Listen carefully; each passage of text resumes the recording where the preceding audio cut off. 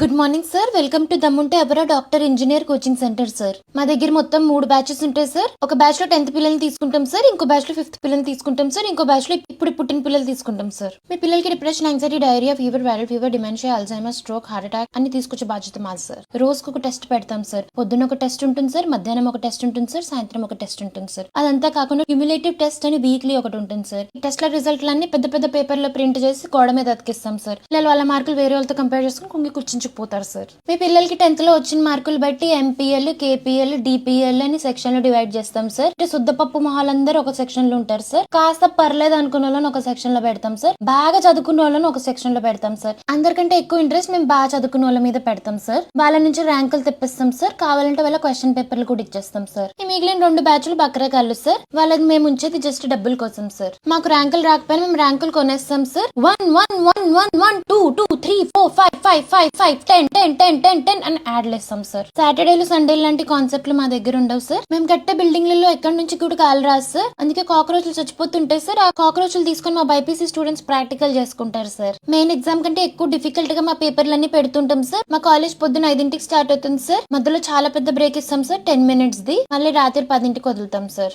College పేరు మీద city నిండా గల్లీ గల్లీకి ఒక జైలు లాంటి బిల్డింగ్ కట్టేసాం సార్. మేము మా దగ్గర చదువుకున్న పిల్లలకి చాలా మందికి ఎందుకు బతుకున్నాం రా బాబు అనిపిస్తుంటుంది సార్. అందుకే కొన్నిసార్లు బిల్డింగ్ల మీద నుంచి దూకేస్తుంటారు, కానీ మేము కింద నుంచి పట్టేసుకొని మళ్ళీ క్లాస్ లో వేసేస్తాం సార్. మా స్టూడెంట్స్ కి సినిమాలు, పాటలు, షికారు, నిద్ర, తిండి, ఫన్ అంటే ఏంటో తెలియకుండా చేస్తాం. గుడికెళ్ళిన జపం పేరు మీద మా పిల్లలు పీరియాడిక్ టేబుల్ చెప్పిస్తారు సార్. ఉన్న వెయిట్ కన్నా మినిమం 20 కిలోలు పెరిగేటట్టు చూస్తాం సార్. ఫిజికల్ యాక్టివిటీ 0 ఉంటుంది సార్. మెంటల్ యాక్టివిటీ పేరు మీద ఓన్లీ యాంగ్జైటీ నడుస్తూ ఉంటుంది సార్. మీరు మీ ఆస్తులు తాకట్టు పెట్టుకుంటే కానీ మా ఫీజులు కట్టలేరండి.